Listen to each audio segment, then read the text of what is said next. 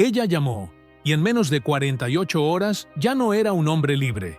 Desperté con el sonido de golpes secos en la puerta, 3 exactamente, y el mundo que tanto me había costado construir comenzó a desmoronarse sin previo aviso. Eran las 6 de la mañana, y el aire olía a café recalentado. Todavía tenía el cuerpo tibio de haber dormido mal, con los pensamientos enredados en cuentas, trabajo y lo de siempre. Pero nada me preparó para lo que estaba a punto de vivir. 2 hombres con chalecos oscuros dijeron mi nombre, como si estuvieran cazando a un delincuente. Daniel Santiago. Mostraron una hoja con mi foto, mi dirección escrita a mano y una orden. Inmigración. No entendí nada al principio. Estaba en pijama. Ni siquiera había tenido tiempo de lavarme la cara. En segundos me giraron, esposaron mis muñecas y me empujaron hacia la camioneta.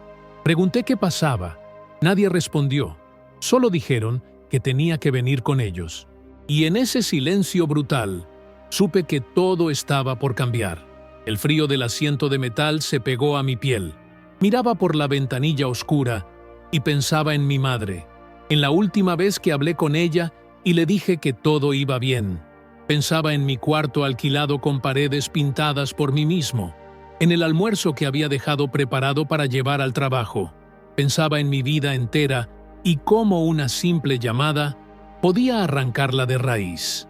La camioneta avanzaba mientras mi corazón se partía en pedazos. No sabía quién me había denunciado, pero lo presentía. En el estómago lo sentía. Camila. Ese nombre me palpitaba en la nuca como una maldición. Ella y su voz dulce llena de veneno.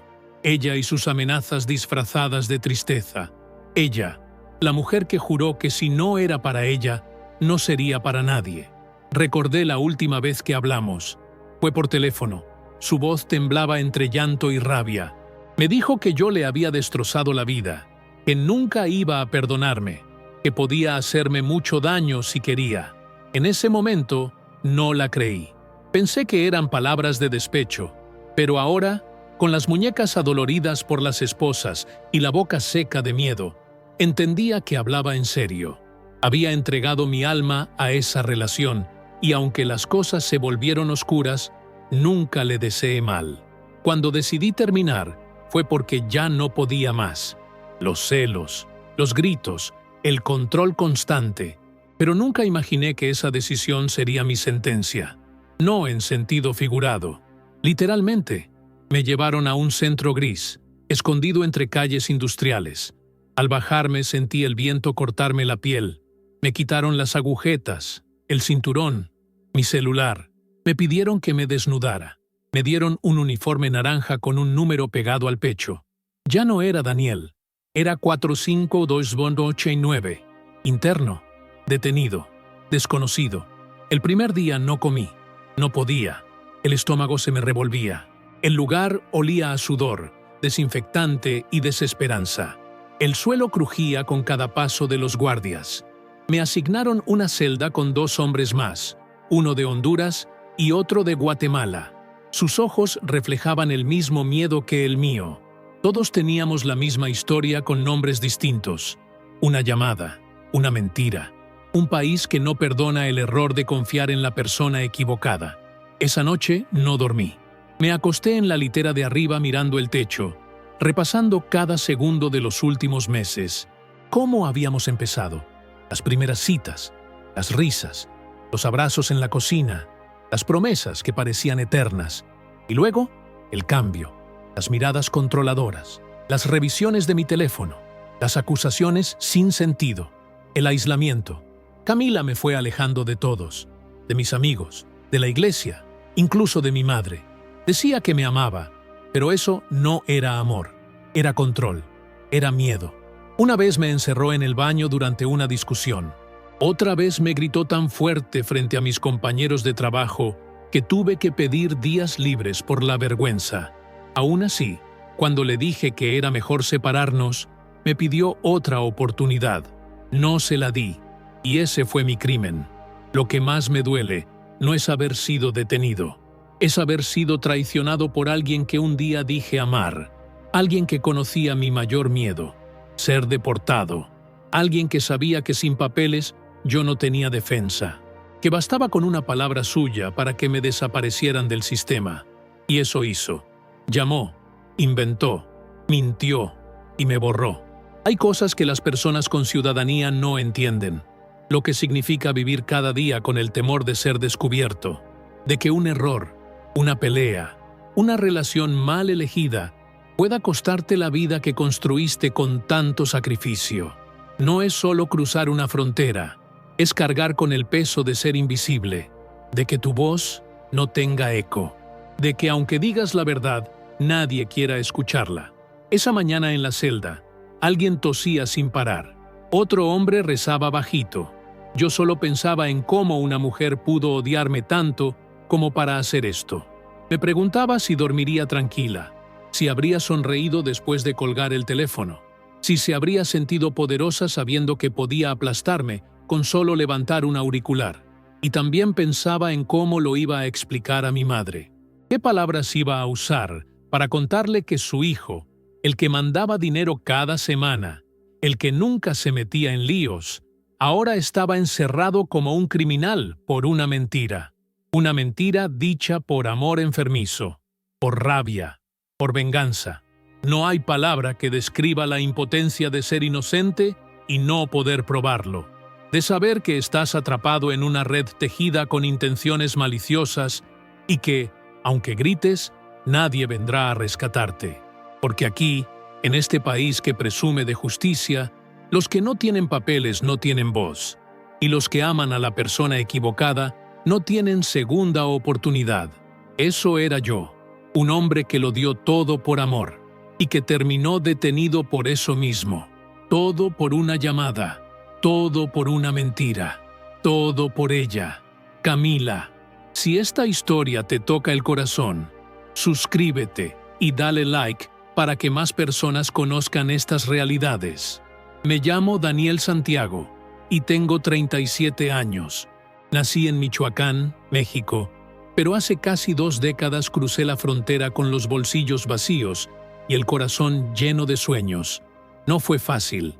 Caminé por días, con los pies llenos de ampollas, escondiéndome de patrullas, soportando el calor del desierto y el miedo constante de no llegar. Pero llegué, y cuando puse el primer pie en suelo americano, supe que no podía fallar. No por mí, sino por mi madre, por mis hermanos, por todos los que creyeron en mí. Empecé desde abajo, muy abajo.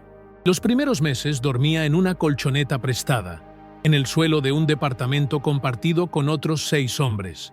Nos turnábamos para usar la ducha, cocinábamos arroz con huevos y hacíamos fila para hablar por teléfono con nuestras familias. Trabajé limpiando oficinas de madrugada, recogiendo basura en ferias, lavando platos en restaurantes que nunca cerraban. Todo por un par de billetes que enviaba religiosamente cada semana a casa. Con el tiempo, aprendí el oficio de la pintura. Alguien me dio una oportunidad en una empresa pequeña. Aprendí rápido. Tenía buen ojo para los detalles, paciencia para los acabados, fuerza en los brazos y ganas de superarme. En menos de un año ya hacía trabajos por mi cuenta. Casas, oficinas, remodelaciones. Me levantaba a las 5. Trabajaba hasta que el cuerpo no daba más. Pero cada dólar ganado era una victoria. Una prueba de que sí se podía. Nunca fui de salir mucho. No bebía, no buscaba problemas. Mi mundo era simple. Trabajar, ahorrar y mantener la esperanza de legalizar mi situación algún día.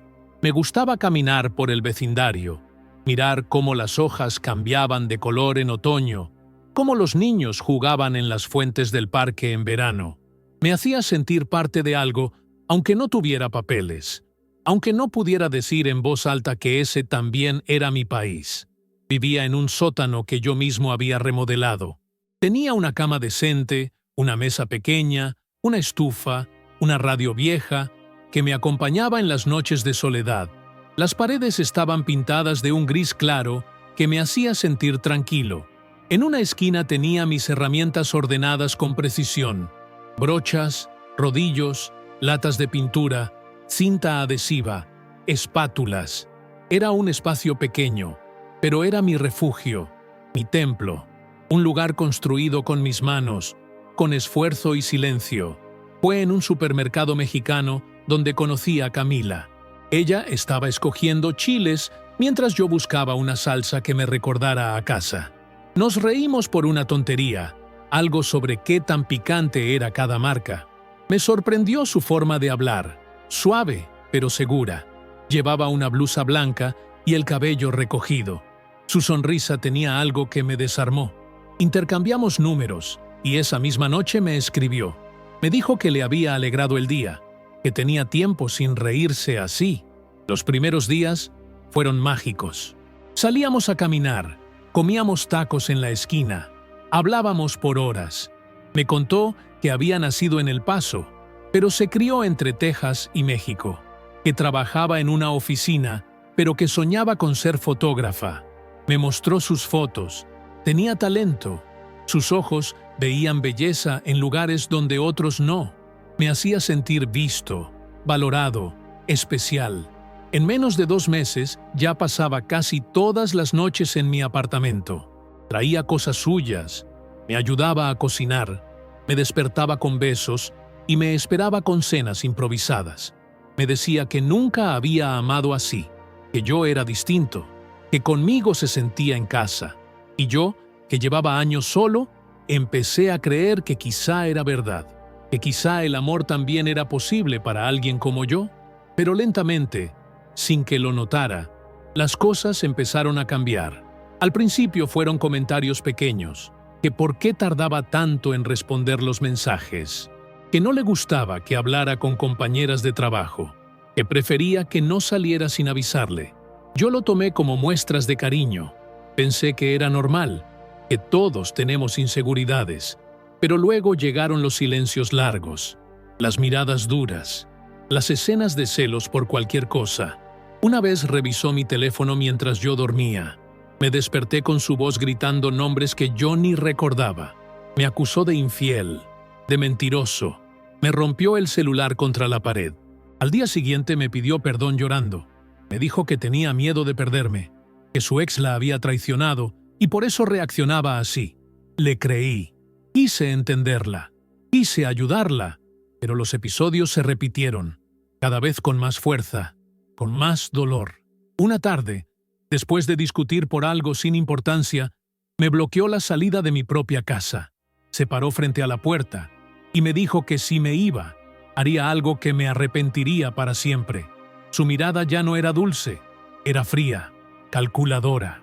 Me quedé, no por miedo, sino por confusión.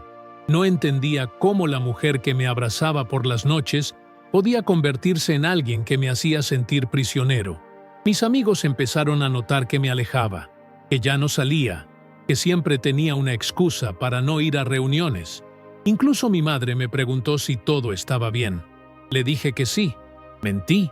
Me daba vergüenza aceptar que estaba atrapado, que una parte de mí aún la amaba, pero otra comenzaba a tenerle miedo. Me sentía culpable por querer irme. Sentía que si la dejaba, le haría daño.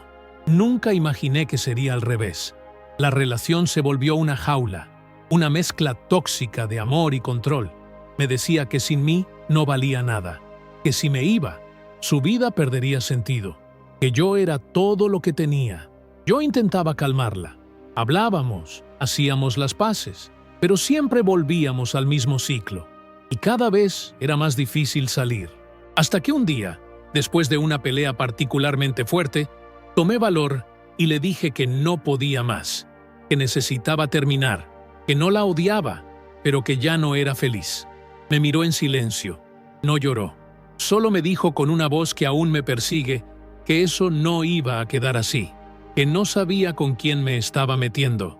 Y luego se fue.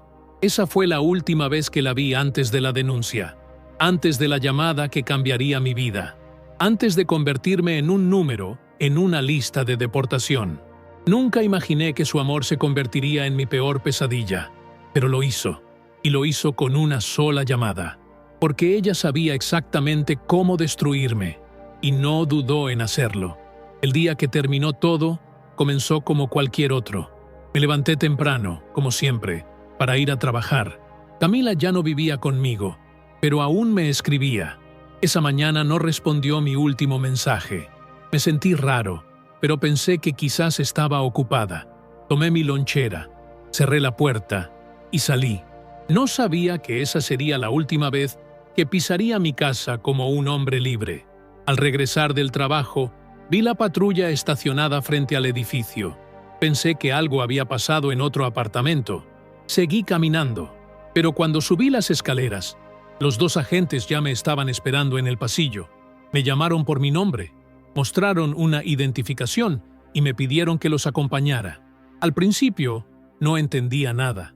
Pensé que querían hacer preguntas, pero cuando vi las esposas, el corazón me dio un vuelco. Pregunté qué pasaba.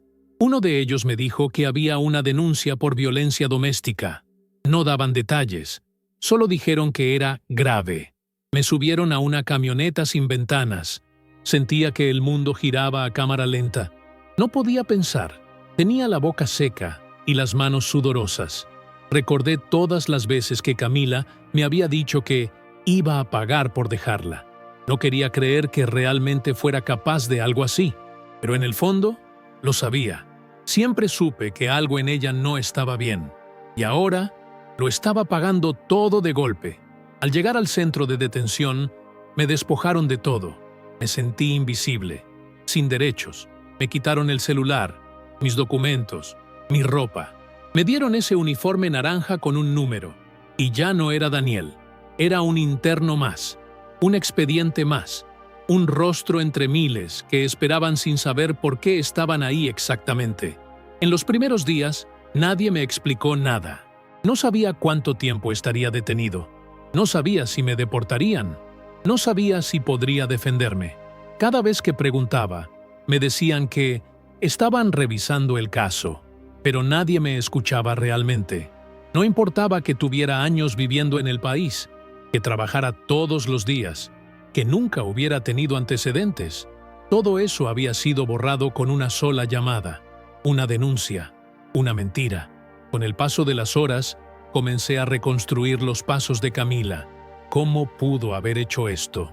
Y todo encajaba. Sabía que tenía acceso a mi información personal, conocía mi dirección, sabía dónde trabajaba, con qué nombre me conocían en la comunidad. Podía hacer que todo sonara real, creíble. Bastaba con un par de frases bien dichas y un poco de llanto en el teléfono, y lo logró. Activó el sistema. Un sistema diseñado para no preguntar, para actuar rápido. Y una vez que te atrapan, es casi imposible salir. Me asignaron una celda con otros 2 hombres. Uno era de El Salvador, el otro de Honduras. Los 3 teníamos la misma mirada, perdida, vacía. Compartíamos historias parecidas, denuncias anónimas, parejas vengativas, errores del sistema. Nos unía el dolor de no ser escuchados. A veces hablábamos en voz baja por las noches. Contábamos nuestras vidas, nuestras familias, nuestros sueños rotos. Era la única forma de no volvernos locos. El ambiente era denso. Las paredes respiraban desesperación. Había hombres que llevaban semanas esperando una audiencia. Otros ni siquiera sabían por qué estaban ahí. Un día, vi a uno de los internos romperse en llanto al recibir la noticia de que sería deportado sin ver a sus hijos. Tenía 3 niños nacidos en Estados Unidos. Su esposa había muerto en un accidente, y ahora él sería enviado a un país que no pisaba desde los 15 años. Nadie le dio consuelo, solo lo sacaron, en silencio. Cada vez que cerraba los ojos, veía la cara de Camila, su sonrisa, sus amenazas. Recordaba frases suyas que antes no tomé en serio. Me decía que tenía contactos, que sabía cómo defenderse, que si algún día la dejaba, ella sabría cómo hacerme pagar. Y yo, ingenuo, pensaba que hablaba desde el dolor. Nunca imaginé que tenía un plan. Recordé la vez que encontró en mi teléfono una foto antigua con una exnovia. Me gritó durante horas. Rompió platos, golpeó la pared, terminó con la mano sangrando. Luego, me acusó de haberla empujado. Llamó a una amiga para contarle que yo la había lastimado, pero no pasó nada entonces. Fue solo un aviso. Ahora todo eso cobraba sentido. Era una trampa que venía construyendo desde hacía tiempo. Quiero leerte. Comenta tu opinión o experiencia. Tu voz también importa y puede ayudar a otros. El verdadero infierno no era estar encerrado. Era saber que mi vida se deshacía afuera mientras yo no podía hacer nada. Perdí el trabajo. Perdí mi casa. Mis herramientas quedaron tiradas en algún lugar. Nadie se comunicaba conmigo. No podía avisar a mis amigos. No podía defenderme. Y todo por una mentira. Cada día me sentía más pequeño, más invisible. Me miraba en el reflejo del vidrio y no me reconocía. ¿Cómo podía una persona tener tanto poder para destruir así? ¿Cómo es posible que una denuncia sin pruebas tenga más peso que una vida entera de esfuerzo? Lo que más me dolía no era la cárcel, era la injusticia, la sensación de estar atrapado por una historia que yo no escribí. Un día, uno de los guardias me dio una hoja. Decía que en 3 días me presentarían ante un juez. Tenía que esperar. Seguí esperando. Pero cada minuto en esa celda era una eternidad. Los días se confundían. La comida sabía a cartón. Las luces nunca se apagaban por completo. Algunos rezaban, otros gritaban por las noches. Era un lugar donde el tiempo se estancaba, donde la esperanza era un lujo. Y aún así, yo seguía creyendo que la verdad saldría a la luz, que alguien vería que todo era un error, que alguien notaría que yo no era un criminal, que era un trabajador, un hombre que solo había amado a la mujer equivocada. Pero en ese lugar, la verdad no importaba. Importaba la denuncia, importaba el miedo, importaba que yo no era ciudadano, y eso bastaba para que me enterraran vivo, sin juicio, sin voz, sin nombre. En la oscuridad de esa celda, entendí que muchas veces el enemigo no es la ley, es el silencio, es la indiferencia, es el sistema que no ve, que no escucha, que no siente. Y entendí también que una mentira dicha con rabia puede ser más peligrosa que cualquier arma, porque no solo hiere, te borra, te hace desaparecer, como si nunca hubieras existido. Yo solo quería vivir en paz, trabajar, amar, construir algo. Pero a veces, la vida no perdona los errores de confianza. A veces, el amor mal dirigido puede ser la puerta al peor de los infiernos. Y cuando el castigo llega, no hay aviso, solo llega. Como llegó ese día, con 3 golpes en la puerta y una patrulla esperando. Así empezó mi pesadilla, y aún no sabía hasta dónde podía llegar. Nunca olvidaré el momento en que me sentaron frente al juez. Llevaba 5 días detenido, sin una llamada, sin una explicación clara. El aire en esa sala era pesado, como si cada palabra tardara en salir. Llevaba el uniforme naranja, las manos esposadas, el rostro ojeroso de tanto insomnio y angustia. Frente a mí, un juez que no levantó la mirada ni una sola vez, mientras leía los documentos que tenía sobre la mesa. No me veía. Para él, yo no era una persona, era un caso más. Me asignaron un intérprete, un hombre de voz monótona que traducía sin emoción lo que el juez decía. Se le acusa de violencia doméstica contra una ciudadana estadounidense. Esa fue la frase. Me quedé helado. No dieron detalles, no mencionaron pruebas. Solo esa acusación, flotando en el aire, cargada de peso, como si ya fuera verdad. Traté de hablar. Le dije al juez que todo era mentira, que jamás había tocado a una mujer con violencia, que tenía testigos, que trabajaba desde hacía años, que podía probar mi inocencia. Pero nadie escuchaba. El juez solo dijo que mi caso sería evaluado por inmigración y que hasta entonces quedaría bajo custodia. Fue en ese momento cuando lo supe con certeza. Ella me había hundido. Camila había hecho exactamente lo que había prometido. Me miré las manos temblorosas. Sentí una náusea profunda. No era solo que estuviera perdiendo mi libertad, era que lo estaba perdiendo todo. Mi dignidad, mi historia, mi nombre. Me estaban desmantelando desde adentro. De regreso a la celda, sentí que ya no tenía fuerzas. Me senté en la litera inferior y me quedé mirando el suelo durante horas. No comí, no hablé, No dormí.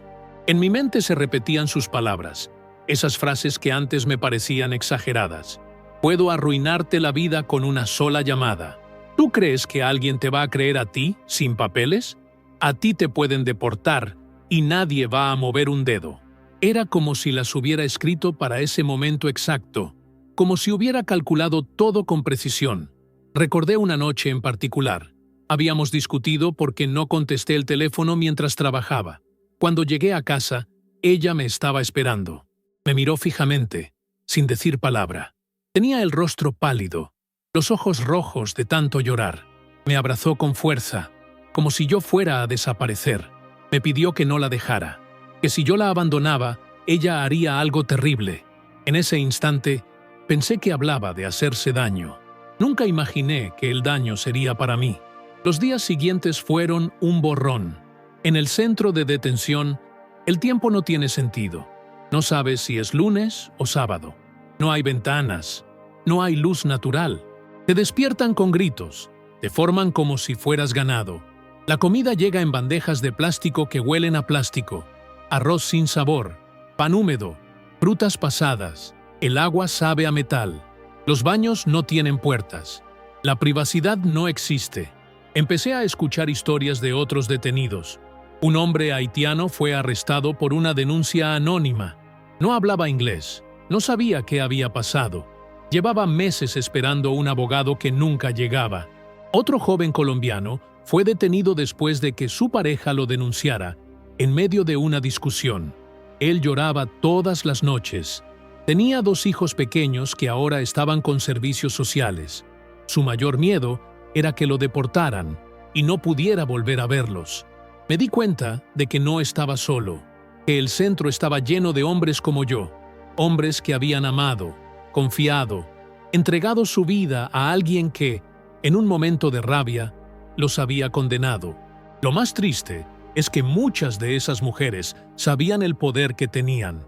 Sabían que, en este sistema, basta con una denuncia para activar una maquinaria que no se detiene. No importan las pruebas, no importa la verdad. Una tarde, un agente me llamó por mi número. Me llevó a una sala pequeña donde había un teléfono y un vidrio grueso. Me dijeron que tenía una videollamada con un abogado. Al otro lado de la pantalla, un hombre con cara de cansado me preguntó por mi caso. Le conté todo, desde cómo conocí a Camila hasta la denuncia. Me escuchó sin interrumpir. Luego me dijo que era difícil, que las leyes de inmigración eran estrictas, que sin pruebas contundentes era complicado ganar. Me aconsejó firmar la salida voluntaria. Así al menos no tendrás antecedentes penales, dijo. Sentí que me desmoronaba. ¿Salir voluntariamente? ¿Después de todo lo que había construido? ¿Después de casi 20 años? Le pregunté si había alguna manera de comprobar que Camila mentía. Me dijo que técnicamente sí, pero que el proceso era largo, costoso, y que el sistema siempre favorece a los ciudadanos. Me miró con compasión. Eres una buena persona, se nota, pero este país no siempre trata bien a los buenos. Esas palabras me dolieron más que cualquier otra cosa. No era justo. Nada de esto lo era. Después de la llamada, regresé a la celda y lloré como nunca. Lloré por mi madre, por mis sueños, por mi infancia en Michoacán, por cada pared que pinté, por cada dólar que ahorré. Lloré por haber amado a quien no debía, por no haber visto las señales, por no haberme ido antes, pero sobre todo, lloré por sentirme tan solo, tan pequeño, tan desprotegido. En ese momento, algo dentro de mí cambió. Ya no era solo tristeza, era rabia, era impotencia, era una necesidad de gritarle al mundo que no era justo, que no todos los que están aquí sin papeles son criminales, que muchos, como yo, solo queríamos vivir en paz, que trabajamos duro, que aportamos, que respetamos las reglas, pero que el sistema está diseñado para callarnos, para empujarnos al abismo sin escuchar nuestra versión. Esa noche no dormí. Me quedé sentado en la cama, escribiendo mentalmente cada detalle de mi historia. Sabía que, si algún día salía de ahí, tenía que contarla, porque nadie debería pasar por esto en silencio. Porque no se puede permitir que una mentira destruya una vida. Porque amar No debería ser un crimen. Y entonces decidí resistir. No iba a afirmar nada. No iba a rendirme. Iba a buscar una forma, por pequeña que fuera, de probar mi verdad. Porque yo no era culpable. Yo no había hecho nada malo. Y aunque el sistema me negara justicia, yo no iba a negarme a mí mismo la dignidad de seguir luchando. Aunque fuera desde el fondo de una celda. Aunque todos me dieran la espalda. Porque aún en la oscuridad más profunda, sabía que mi historia merecía ser contada. Y que, en algún lugar, alguien tenía que escucharla. La celda era fría, no solo por el cemento desnudo o por el aire acondicionado que no cesaba, sino por la forma en que el silencio se acumulaba en los rincones. Había días en los que ni siquiera el sonido de los guardias rompía esa quietud espesa. Era como si el tiempo se detuviera, como si el mundo afuera ya no existiera para nosotros. Y, en medio de ese vacío, solo había espacio para una cosa: pensar. Pensar hasta enloquecer. Me levantaba con el mismo nudo en la garganta, el mismo que me impedía tragar el desayuno, la misma bandeja, el mismo arroz reseco, el mismo cartón de leche tibia. Todo se repetía como un castigo meticulosamente diseñado. Pero lo que más dolía no era la rutina, era la incertidumbre. El no saber si ese sería el día en que me dirían que estaba libre, o que me subirían a un avión para nunca más volver. Un compañero de celda me habló de una abogada que ayudaba a casos como el mío. Me dio un nombre, una dirección, y me pidió que no perdiera la esperanza, que escribiera todo, que documentara, que recordara. Y eso hice. Pasé noches enteras repasando cada momento con Camila, cada palabra dicha, cada señal ignorada. Era como volver a vivirlo todo, pero con los ojos abiertos, sin excusas, sin romanticismo, solo con la verdad desnuda. Recordé cómo ella comenzó a alejarme de todos. Primero fueron mis amigos. Me decía que no le caían bien, que hablaban mal de ella, que solo querían meterme ideas en la cabeza. Después fue mi familia. Me decía que mi madre no la respetaba, que mi hermana era envidiosa, que mis sobrinos la hacían sentir excluida. Poco a poco fui cediendo. Cancelaba reuniones, dejaba de llamar, cambiaba planes. Por amor, me fui quedando solo.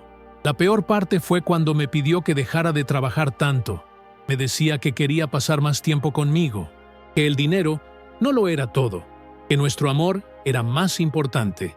Me convenció de rechazar un proyecto grande que tenía meses esperando. Perdí el contrato, perdí el ingreso, pero no lo vi como una pérdida.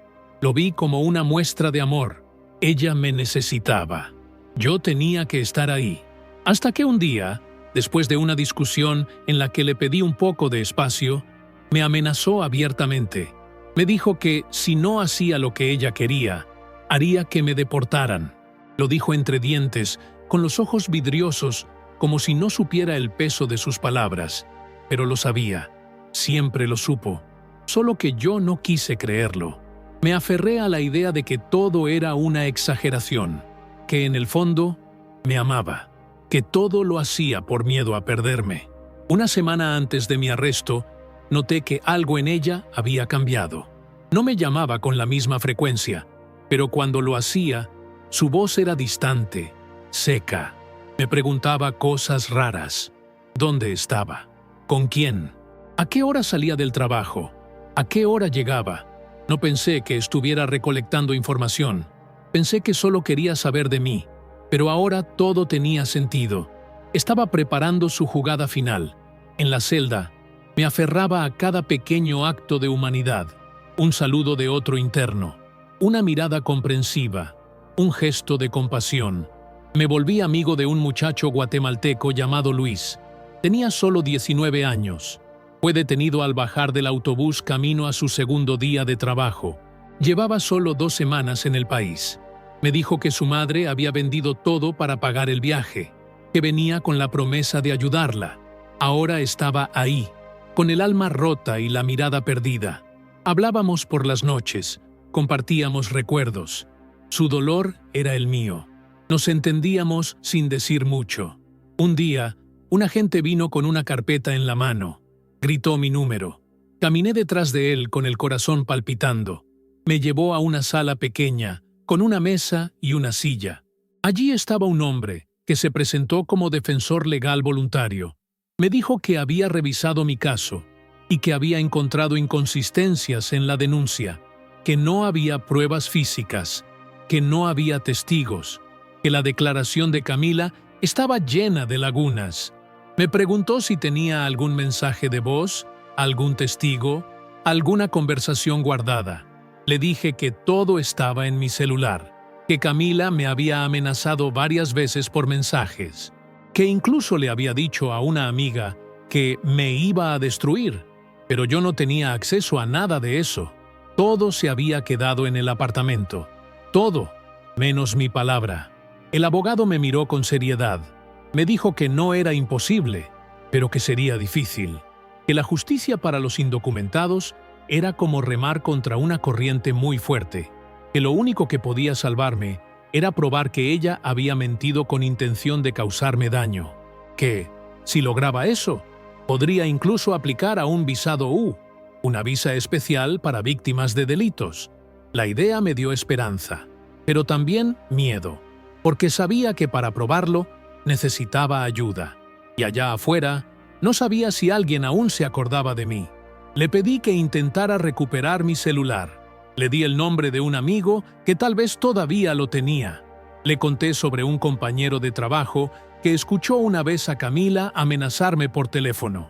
Le conté todo, absolutamente todo. Y me miró con una mezcla de compasión y determinación. Me dijo que haría lo posible. No olvides suscribirte y activar la campanita. Así no te pierdes ninguna de nuestras próximas historias de vida y superación. Volví a la celda con algo nuevo en el pecho.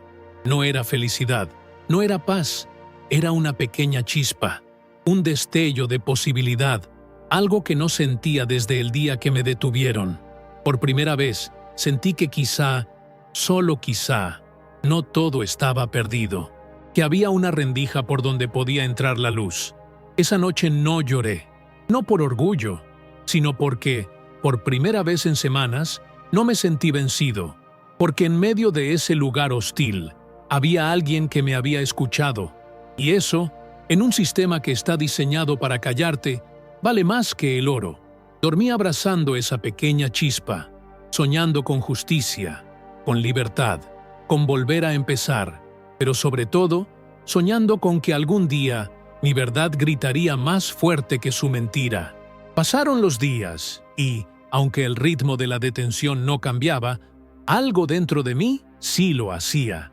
Ya no caminaba con la mirada en el suelo. Empecé a observar mejor a los demás, a escuchar sus historias con más atención.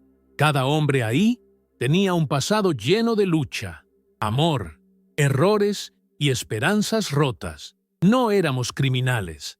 Éramos sobrevivientes de un sistema que no sabe escuchar matices, que castiga sin preguntar, que responde con hierro cuando debería hacerlo con humanidad. El abogado voluntario regresó una semana después. Esta vez traía buenas noticias. Había logrado comunicarse con mi antiguo compañero de trabajo, el mismo que había estado presente cuando Camila me amenazó por teléfono. Dijo que estaba dispuesto a declarar, que recordaba perfectamente la conversación, que incluso, después de colgar, me preguntó si estaba seguro de seguir con ella. También había conseguido rescatar una copia de seguridad de mi celular. Ahí estaban los mensajes de Camila. Palabras textuales como, si me dejas, te vas a arrepentir. Tú no tienes idea del poder que tengo. Yo te puedo sacar de este país con una sola llamada. Cuando escuché eso, sentí que me faltaba el aire. Durante tanto tiempo me sentí solo, impotente, reducido a un número. Y ahora, de repente, había una posibilidad real de que mi voz volviera a tener peso. Me aferré a esa evidencia como un náufrago a una tabla. No podía permitirme fracasar. No otra vez. El abogado presentó una moción urgente para reabrir mi caso. Argumentó que la denuncia había sido fabricada, con la única intención de perjudicarme. Adjunto los mensajes, la declaración de mi compañero, mi historial limpio, los años trabajados, las cartas de recomendación de mis clientes. Todo eso fue enviado a un juez diferente, uno que, según él, tenía fama de ser más justo. Pero el sistema es lento, demasiado lento. Mientras los papeles se movían, yo seguía encerrado. Pasé un mes entero esperando una respuesta. Y cada día era una batalla. Había noches en las que el miedo me ahogaba. Temía que, aún con pruebas, me ignoraran, que la burocracia fuera más fuerte que la verdad, que el simple hecho de no tener papeles siguiera pesando más que cualquier otra cosa. Durante ese tiempo, una mujer nueva llegó al centro. Trabajaba como trabajadora social. Nos ofrecía talleres breves, ayuda psicológica, asistencia legal básica. Era joven, tenía acento del sur y unos ojos que no juzgaban. La primera vez que hablé con ella, apenas podía sostenerle la mirada. Me preguntó si necesitaba algo. Le dije que no, pero volvió al día siguiente, y al siguiente, hasta que un día, sin más, me senté frente a ella y conté mi historia. Toda, desde el primer día que conocí a Camila hasta el momento en que me pusieron las esposas. Ella me escuchó sin interrumpirme. Al final, me preguntó algo que nunca nadie me había preguntado. ¿Cómo te sentiste? Me tomó por sorpresa. Nadie en todo ese proceso se había interesado por eso, por cómo me sentía. Le respondí que me sentía vacío, traicionado, invisible, como si todo lo que había construido durante años no valiera nada. Y ella, con voz suave, me dijo algo que hasta hoy me acompaña. Tu historia importa y mereces justicia, aunque el sistema no sepa cómo dártela. Esas palabras me sostuvieron en los días más oscuros. Finalmente, después de semanas de silencio, el abogado regresó. Esta vez con una carpeta en la mano, con los ojos cansados, pero con una leve sonrisa. Me dijo que el juez había aceptado revisar el caso, que había visto los mensajes, leído los testimonios y había considerado que había suficientes motivos para creer que la denuncia era falsa. Iba a haber una audiencia especial. Podría defenderme.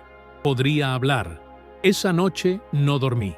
Me quedé mirando el techo, repasando cada palabra que quería decir. Pensé en mi madre, en la última vez que la abracé antes de cruzar la frontera. Pensé en los días de trabajo bajo el sol, en los techos que pinté, en los sueños que tenía guardados en una caja de zapatos. Pensé en lo mucho que había amado a Camila, en cómo había confiado, en cómo me había destruido, y aún así, en cómo me negaba a odiarla. Porque el odio no me devolvería nada, pero mi verdad sí podía devolverme la libertad. El día de la audiencia, me sentaron frente a una mesa. No llevaba uniforme. Me habían dejado ponerme ropa limpia, una camisa azul que alguien donó, un pantalón de segunda mano. El juez era un hombre mayor, con rostro serio pero justo. Escuchó todo, a cada testigo, a mi compañero, al abogado, y luego me pidió que hablara. Me temblaban las manos, pero respiré profundo. Le conté mi historia, sin adornos, sin lágrimas forzadas. Le hablé de mi infancia en México, de mi llegada al país, de los trabajos duros, de mis años sin descanso. Le hablé de Camila, de cómo empezó todo como un sueño y terminó como una pesadilla. Le hablé del miedo, de las amenazas, de los mensajes. Le dije que no era un criminal, que lo único que hice fue enamorarme de la persona equivocada, que no quería que me perdonaran, solo que me escucharan. El juez no dijo mucho al final, solo que necesitaba revisar todo y que daría una respuesta pronto. Salí de esa sala con el alma temblando, pero por primera vez en meses sentí que había sido visto, que alguien había escuchado mi versión, que por fin había podido defenderme. Volví a la celda con la cabeza en alto. Me senté en la litera y cerré los ojos. Pensé en todos los hombres que no tienen esa oportunidad, en los que son deportados sin haber dicho una palabra, en los que cargan con culpas que no les pertenecen. Y juré que, si salía de allí, no me quedaría callado, que mi historia tenía que ser contada, que había muchas Camilas allá afuera, y muchos como yo, esperando justicia. Y aunque no sabía cuál sería la decisión del juez, ya no me sentía derrotado, porque había peleado, porque me había negado a rendirme, porque incluso en el fondo del pozo había encontrado una chispa. Y esa chispa, esa mínima luz, fue suficiente para recordarme que aún podía ser libre, que aún podía volver a ser yo. Pasaron 3 días desde la audiencia, 3 días que parecieron semanas enteras. En ese lapso, cada sonido en el pasillo me aceleraba el corazón. Cada guardia que se acercaba a la celda, cada llamado de número, cada puerta que se abría, me hacía pensar que ya venía la respuesta. Pero no, volvía el silencio, y con él, la espera. Esa espera torturante que corroe por dentro. Mi compañero de celda me preguntaba si creía que saldría libre. Yo no sabía qué responder. Tenía esperanza, pero también miedo. Miedo de que todo el esfuerzo no bastara, de que las pruebas no fueran suficientes, de que la palabra de una ciudadana pesara más que cualquier verdad escrita. Pero algo en mi pecho se mantenía firme. Era como si, después de tanto dolor, mi alma se negara a rendirse. El 4.º día por fin sucedió. Fue a media tarde. Un guardia se acercó, abrió la celda y pronunció mi número. Me puse de pie lentamente. Mis piernas temblaban. El pasillo parecía más largo que nunca. Al llegar a la sala de reuniones, me esperaba el abogado. Esta vez no estaba solo. La trabajadora social también estaba allí. Y en sus ojos, por fin, vi una señal clara. Era una mezcla de alivio, de alegría contenida, de algo que se parecía a justicia. El abogado me miró directo y dijo sin rodeos: el juez desestimó la denuncia. Reconoció que había suficientes inconsistencias para invalidarla. Ordenó tu liberación inmediata. No pude hablar. Sentí que el aire se me escapaba. Cerré los ojos. No lloré, no grité, solo respiré. Por primera vez en mucho tiempo, respiré como un hombre libre. Me explicaron que la libertad no significaba el final del proceso migratorio, pero sí que no habría cargos penales en mi contra, que no sería deportado de inmediato, que podría solicitar un permiso especial mientras se evaluaba mi caso a fondo, que la mentira de Camila ya no tendría el poder de destruirme, que, a partir de ese momento, yo recuperaba el derecho más básico de todos, el de existir con dignidad. Esa noche me entregaron mis pertenencias, una bolsa pequeña con una camiseta vieja, unos zapatos gastados y mi celular. Estaba muerto, pero aún lo tenía. Era lo único que quedaba intacto de mi vida anterior. Caminé por los pasillos del centro de detención como si estuviera flotando. Escuchaba las puertas cerrarse detrás de mí, pero no como castigo, sino como el final de un ciclo, como un capítulo que se cerraba con sangre, pero que al menos se cerraba. Al cruzar la última puerta, vi el cielo, un cielo inmenso, azul, con nubes suaves. El aire olía a tierra mojada. Llovía a lo lejos, pero en ese momento no caía ni una gota sobre mí. Era como si el mundo hubiera estado esperando mi salida para respirar conmigo. La trabajadora social me dio un sobre con información legal, el contacto de un refugio y una tarjeta con su número. Me dijo que, si necesitaba hablar, ella estaría ahí. Le agradecí. No supe cómo expresar lo que sentía. Solo le di un abrazo, largo, apretado, de esos que uno guarda para los milagros. Salí sin rumbo, sin casa, sin trabajo, sin dinero, pero con algo más valioso: libertad y dignidad. Caminé durante horas. No sabía dónde ir. No tenía a quién llamar. Pensé en volver a mi antiguo vecindario, pero algo dentro de mí me dijo que era mejor empezar de nuevo, que si iba a reconstruirme, tenía que hacerlo lejos de las ruinas que me recordaban a Camila. Pasé la primera noche en un refugio para migrantes. Dormí en una colchoneta delgada, rodeado de hombres que también cargaban historias pesadas. Algunos lloraban dormidos, otros murmuraban oraciones. Yo solo miraba el techo y repetía en silencio: soy libre, soy libre. Era difícil creerlo. Era como si aún sintiera las paredes frías de la celda, como si mi cuerpo no supiera cómo habitar la libertad de nuevo. Los días siguientes me dediqué a buscar trabajo. Volví a pintar casas. Una vecina de un antiguo cliente me recomendó con su cuñado. Al principio me pagaban poco, pero no me importaba. Solo quería volver a usar mis manos, volver a sentir que servía para algo. Poco a poco, fui consiguiendo más trabajos. Pinté muros, garajes, salas, oficinas. Cada brocha que deslizaba sobre una pared era como un acto de sanación, como si con cada trazo borrara un poco del dolor que llevaba dentro. Con el tiempo, pude alquilar un cuarto pequeño, una cama sencilla, una silla, una ventana por donde entraba la luz de la tarde. No necesitaba más. Lo importante era que era mío, que nadie podía sacarme de ahí con una mentira, que cada noche que cerraba la puerta, sabía que al día siguiente seguiría libre. Una tarde, mientras limpiaba mis herramientas, llegó una llamada. Era el abogado. Me dijo que, con base en todo lo que habíamos logrado demostrar, podía aplicar oficialmente para la visa de víctima de crimen. Me explicó que no era fácil, pero que tenía una posibilidad real. Me ofrecía colaborar con otros casos, a contar mi historia si eso podía ayudar a alguien más. Él se sorprendió. Me preguntó por qué quería revivir todo eso. Y le respondí, sin dudar, porque si mi dolor puede evitarle a otro lo que viví, entonces vale la pena. Empecé a escribir mi historia. En las noches, después del trabajo, me sentaba frente a una libreta vieja y dejaba que las palabras salieran. A veces con rabia, a veces con lágrimas, otras con un silencio largo. Pero nunca dejé de escribir. Era mi forma de recuperar el control, de transformar la herida en testimonio, de gritarle al mundo que había sobrevivido. Camila nunca volvió a buscarme. No supe más de ella. No quise saber, no porque le guardara odio, sino porque ya no le debía nada, porque entendí que mi vida ya no le pertenecía, que el dolor que me causó no iba a ser mi cárcel para siempre, que yo podía construir algo nuevo, algo limpio, algo mío. Aprendí que la justicia no siempre llega como uno la espera.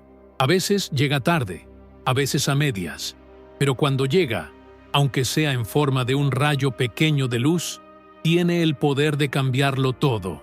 Aprendí también que ser fuerte no es no llorar, es no rendirse, es seguir respirando cuando todo duele, es levantarse, aún con las piernas temblando.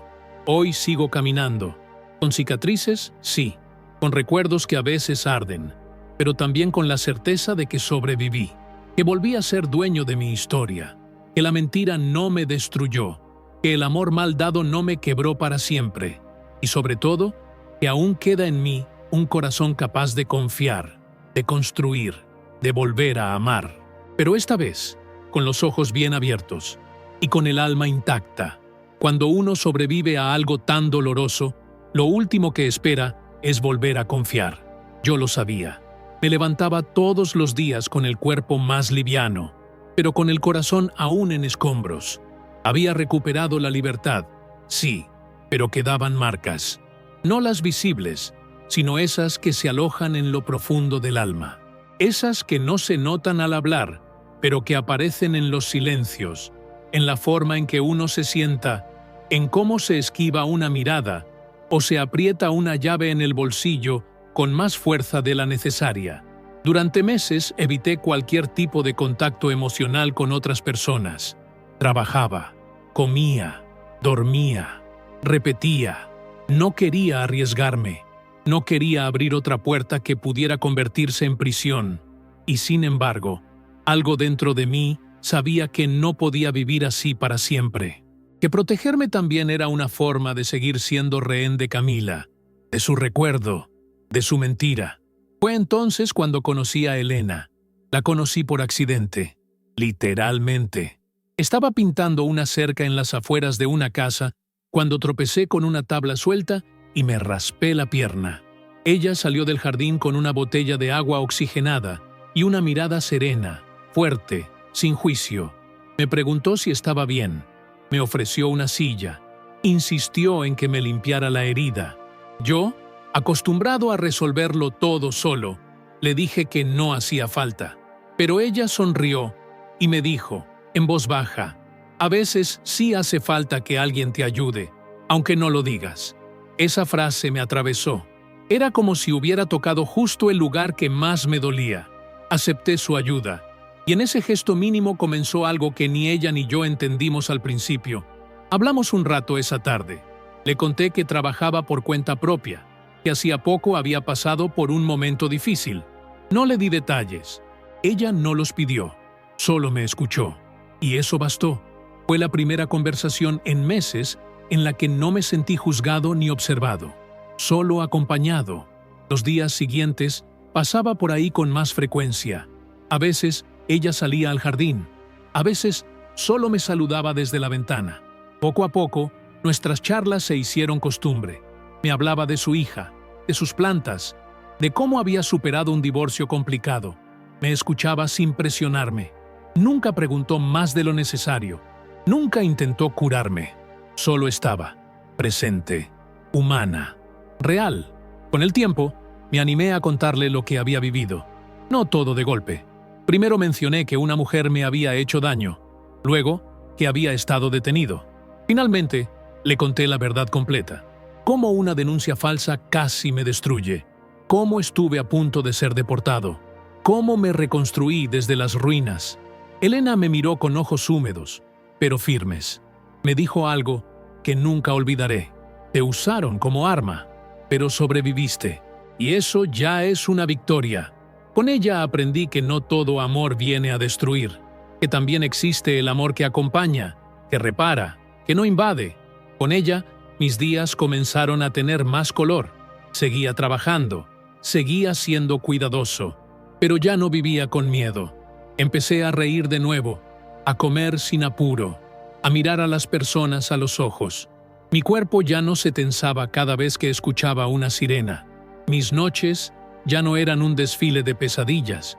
Gracias a Elena, también me animé a formar parte de un grupo de apoyo para hombres migrantes que habían vivido situaciones de abuso emocional o legal. Allí escuché historias aún más duras que la mía. Hombres que perdieron a sus hijos, que fueron deportados sin pruebas, que vivieron años encerrados por palabras inventadas. Pero también encontré fuerza en esas voces, coraje, solidaridad. Compartí mi historia con ellos, y algo cambió en ese momento. Al decirlo en voz alta, frente a otros que también habían sido silenciados, sentí que estaba cerrando un ciclo. Ya no era la víctima de Camila, ya no era el hombre injustamente detenido, era un sobreviviente, un testigo, alguien con una voz que importaba, que podía hacer la diferencia. Un día, recibí una carta del Servicio de Inmigración. Me temblaban las manos al abrirla. Pensé que era una nueva audiencia, un retraso, alguna burocracia más. Pero no, era una notificación oficial. Mi solicitud de visa como víctima de delito había sido aceptada para revisión prioritaria. Tenía una entrevista agendada. Era un paso enorme. No significaba que ya todo estaba resuelto, pero sí que por primera vez el sistema me veía, me reconocía, me daba una oportunidad. Fui a esa entrevista con el corazón latiendo fuerte. Llevaba todos mis documentos, mis pruebas, mis cartas de recomendación, pero también llevaba algo más, mi dignidad, esa que casi me arrebataron, esa que reconstruí a pulso. Hablé con claridad, sin temor, conté los hechos, expliqué el daño, mostré los mensajes y, sobre todo, defendí mi derecho a no ser borrado por una mentira. La agente que me entrevistó fue profesional, pero también humana. Me escuchó con atención, me agradeció por compartir mi historia, me dijo que entendía el trauma, que sabía cuán común era ese tipo de abuso legal, donde las leyes se usan como venganza. Me aseguró que harían todo lo posible por darme una respuesta pronto. Salí de allí con una sensación difícil de describir. No era alegría ni alivio, era una especie de calma profunda, como si, después de tanto ruido, por fin pudiera escuchar mi propia voz, como si, después de tanto correr, hubiera encontrado un lugar donde quedarme quieto, respirar, vivir. Elena me esperó afuera, me abrazó fuerte, sin palabras. Caminamos juntos por un parque cercano. Me habló de sus días, de sus planes, de una nueva planta que quería sembrar en el jardín. Yo la escuchaba como quien escucha música después de un largo silencio. Pensaba en cómo todo podría haber sido distinto si no me hubiera atrevido a pelear por mi verdad. Esa noche, al volver a casa, encendí una vela, no por religión, sino como símbolo, como un recordatorio de que incluso en los túneles más oscuros, una chispa puede hacer la diferencia, y que cada uno de nosotros merece encontrar esa luz. Aunque el camino sea largo, aunque duela, aunque parezca imposible, porque vivir no es solo respirar, es ser visto, es ser escuchado, es poder amar sin miedo, es poder dormir sin cadenas invisibles. Y esa noche, por fin, yo lo era.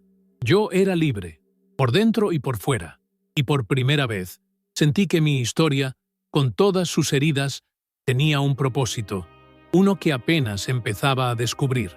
El tiempo comenzó a pasar con una nueva suavidad, no como antes, cuando cada día pesaba como una cadena en el cuerpo, sino como una brisa tibia que acariciaba, que permitía mirar hacia adelante sin que el pasado me ahorcara con sus garras.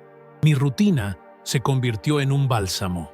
Despertaba temprano, desayunaba con calma, escuchaba música suave mientras preparaba mis herramientas y salía a trabajar con una sensación de propósito que nunca antes había experimentado tan claramente. Había algo profundamente transformador en volver a levantarme sin miedo. Antes, cada sonido en la calle era una amenaza, cada golpe a la puerta, una alarma. Vivía en alerta constante, como si el mundo estuviera esperando una excusa para derrumbarme. Pero ahora no. Ahora sabía que, aunque la tormenta pudiera regresar, yo ya había aprendido a resistir, a sobrevivir, a reconstruirme. Con Elena, la vida empezó a florecer en rincones donde antes solo había cenizas. Ella me enseñó que se puede amar sin controlar, que se puede cuidar sin encerrar. Me escuchaba con paciencia cuando mis recuerdos se desbordaban en medio de la noche.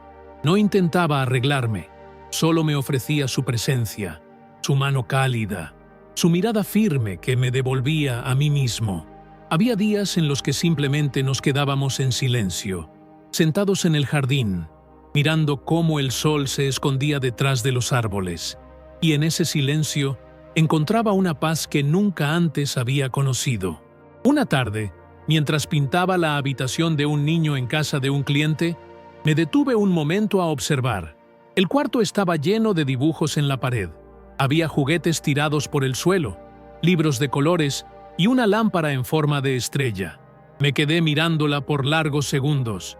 Pensé en todo lo que no había tenido de niño, en todo lo que me había faltado, en los abrazos que no llegaron, en las promesas que se rompieron. Y sin querer, sentí una lágrima correr por mi mejilla. Pero no era tristeza, era gratitud, porque estaba ahí, pintando un espacio que sería memoria para otro, porque estaba vivo, porque, a pesar de todo, aún tenía algo que ofrecer. Y eso me recordó que incluso las historias más rotas pueden convertirse en puentes para otros, que el dolor, cuando se nombra y se comparte, deja de ser un arma y se transforma en semilla. Esa noche, hablé con Elena sobre algo que venía sintiendo desde hacía tiempo.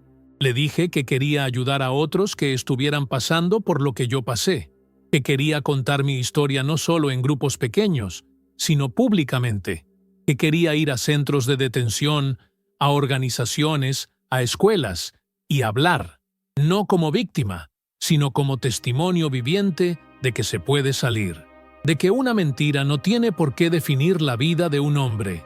Ella me miró con esos ojos que tienen el poder de ver más allá del presente. Me tomó la mano y me dijo, «Hazlo. Tu historia puede salvar a otros». Y en ese instante entendí que tenía una nueva misión, que ya no se trataba solo de reconstruir mi vida, sino de encender luces en los caminos oscuros de otros. Comencé escribiendo artículos. Luego, me invitaron a una charla en una pequeña organización de derechos humanos. Me temblaban las piernas al subir al escenario, pero cuando comencé a hablar, algo dentro de mí se acomodó. Era como si cada palabra que salía limpiara un poco más la herida. Conté todo, desde el principio, sin adornos, sin ocultar el dolor. La sala estaba en silencio. Algunas personas lloraban, otras asentían. Cuando terminé, hubo un aplauso largo.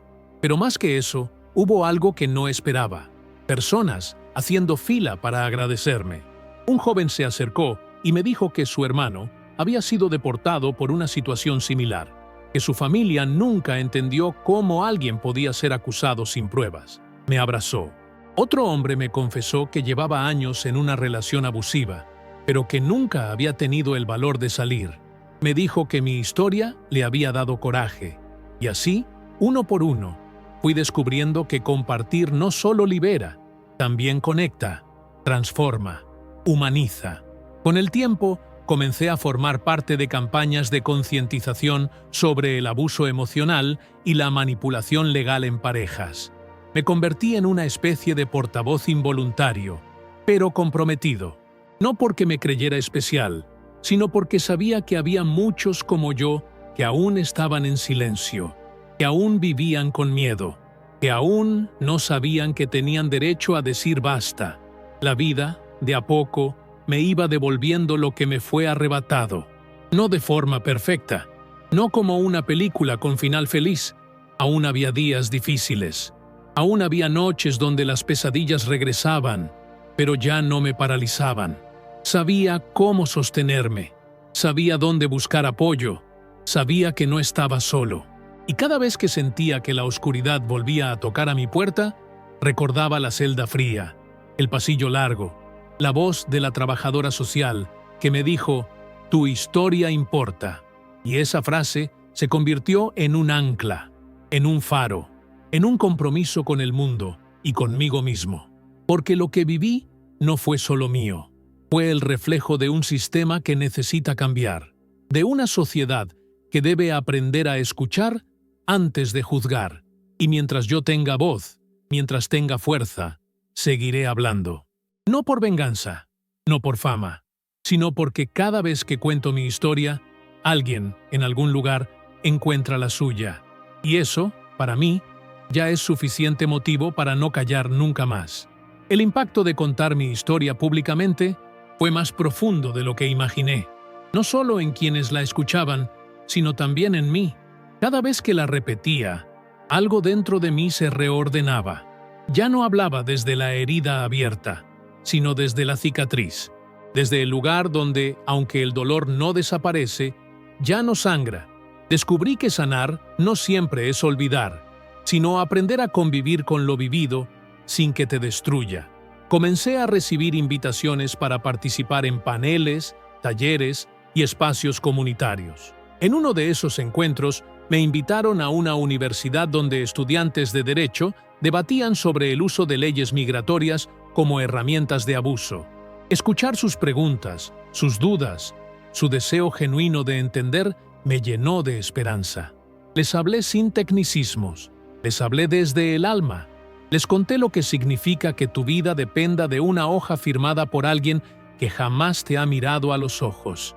Después de mi intervención, una joven se me acercó y me confesó que su madre había pasado por una situación similar, que durante años había callado por miedo, por vergüenza, por no saber si alguien le creería.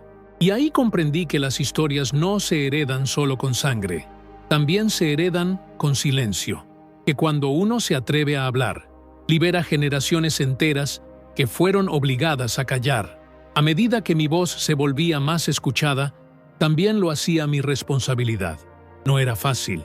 Había días en los que revivir todo me dejaba agotado, drenado emocionalmente, pero cada mensaje que recibía, cada rostro agradecido, cada abrazo silencioso me recordaban por qué lo hacía, por qué valía la pena seguir. Comencé a trabajar de la mano con una organización que brindaba apoyo legal y psicológico a víctimas de violencia basada en manipulación migratoria. Nos enfocábamos especialmente en hombres, un grupo que muchas veces quedaba fuera de las narrativas de violencia de pareja. Me costó al principio. Muchos venían llenos de rabia, de vergüenza, de negación, pero cuando escuchaban mi historia, algo cambiaba. Se aflojaban los hombros, caía la coraza, y ahí empezaban a sanar. Uno de ellos, Francisco, me marcó profundamente. Era un hombre fuerte, de unos 40 años, callado, con mirada dura. En su primera sesión no dijo una palabra, solo escuchó. Al final, me dijo, pensé que era el único. Pensé que era débil por haber aguantado tanto. Le respondí que sobrevivir no es debilidad, que callar para proteger a tus hijos, a tu dignidad, a tu identidad, no te hace menos hombre, te hace humano. Y así, poco a poco, fuimos creando un espacio seguro para muchos que nunca antes se habían sentido vistos. Hombres migrantes, padres separados de sus hijos, jóvenes amenazados por exparejas, trabajadores víctimas de chantaje. Cada historia distinta, pero todas con un punto en común: el deseo desesperado de ser escuchados sin miedo, sin juicio, sin etiquetas. Un día, en una charla con la trabajadora social que me había acompañado desde el principio, le confesé que aún tenía miedo de Camila. No porque pensara que podía hacerme daño ahora, sino porque a veces, en sueños, su voz volvía. Me decía que todo lo que había construido era frágil, que en cualquier momento podía desmoronarse. Ella me escuchó, como siempre, con esa paciencia cálida que nunca juzga. Me dijo que el trauma no desaparece de un día para otro, que la memoria tiene su propio ritmo, pero también me recordó algo esencial, que ahora tenía herramientas, que ya no era el hombre de antes, que ahora sabía cómo defenderme, cómo pedir ayuda, cómo poner límites. Esa conversación fue un punto de inflexión. Decidí escribir una carta, no para enviársela a Camila, sino para mí, una especie de cierre simbólico. En ella le dije todo lo que nunca pude decirle. Le hablé del daño, de la traición, del miedo, pero también del aprendizaje, del renacimiento, de la vida que construí después. Al final de la carta, escribí una frase que brotó sin pensar, pero que resumía todo. Sobreviví a tu mentira, pero no para odiarte, sino para no repetirte nunca más. Guardé esa carta en una caja junto a mis documentos más importantes, no como una herida abierta, sino como un recordatorio de lo que superé, porque olvidar no siempre es posible, pero resignificar, sí. Meses después, recibí una llamada que cambió todo otra vez. Mi visa de víctima de crimen había sido aprobada. Legalmente, ya no estaba en riesgo de deportación. Tenía permiso para trabajar, para vivir, para existir con dignidad en el país que me había dado tanto y quitado tanto. Lloré, no de tristeza, no de rabia. Lloré por todos los que no lo lograron, por los que fueron deportados injustamente, por los que aún están encerrados, por los que no tienen voz.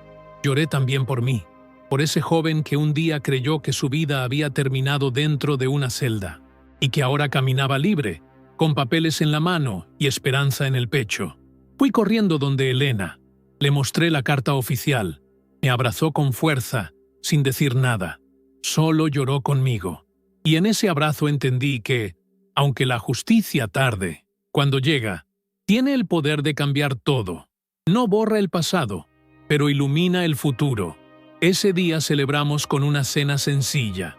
Hicimos arroz con pollo y escuchamos música suave. Bailamos en la cocina, riendo como niños. No necesitábamos grandes lujos, solo el milagro de estar vivos, juntos, sanos, en paz.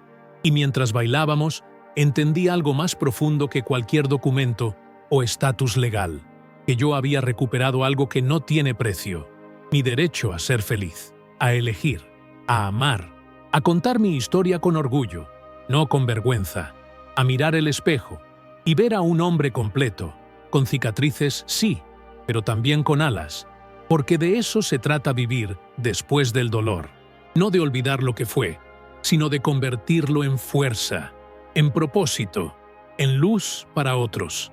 Después de obtener mi visa, todo empezó a moverse más rápido. Era como si el mundo, por fin, me diera el permiso de avanzar sin miedo. El peso que llevaba sobre los hombros, ese que me había aplastado durante años, comenzó a disolverse lentamente. No desapareció del todo, pero ya no era una carga que me impedía caminar. Ahora era apenas un recuerdo, una sombra lejana que aprendí a mirar sin que me paralizara. Con Elena tomamos una decisión importante. Nos mudamos a una ciudad más pequeña, donde la vida tenía otro ritmo. No necesitábamos el bullicio, ni las luces, ni el caos de lo urbano.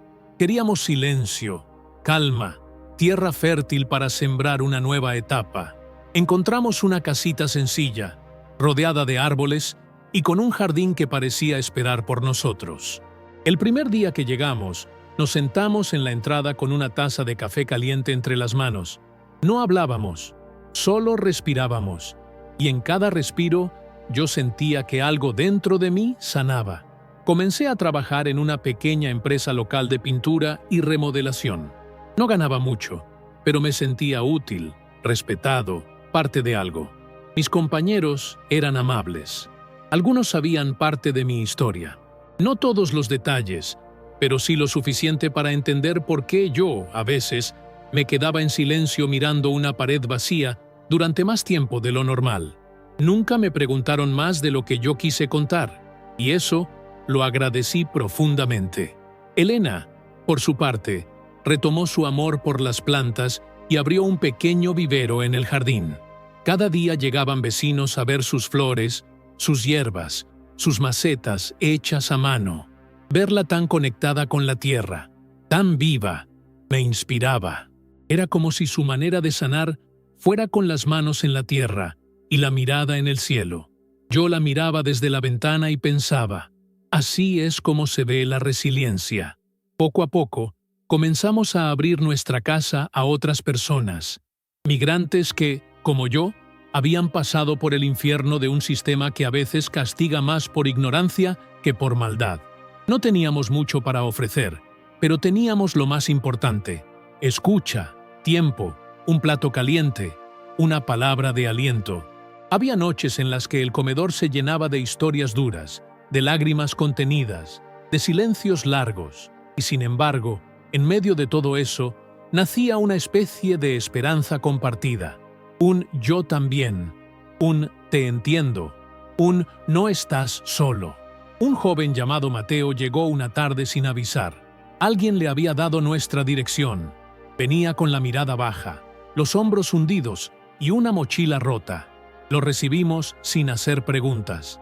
Le dimos sopa caliente y una manta. Cuando por fin habló, lo hizo con una voz temblorosa. Había sido acusado falsamente por su expareja. Llevaba semanas durmiendo en refugios, sin saber qué hacer, con miedo de ser deportado. Su historia, como un espejo, me golpeó el pecho. Lo escuché con el corazón abierto. Le conté la mía. Lloramos juntos. Y en ese llanto, algo se unió. Algo que solo los que han sentido el filo de la injusticia pueden entender. Con el tiempo, Mateo se convirtió en parte de nuestra vida. Lo ayudamos a conseguir un abogado, a regularizar su situación, a encontrar trabajo, y cada paso que él daba hacia su recuperación era como un regalo para mí.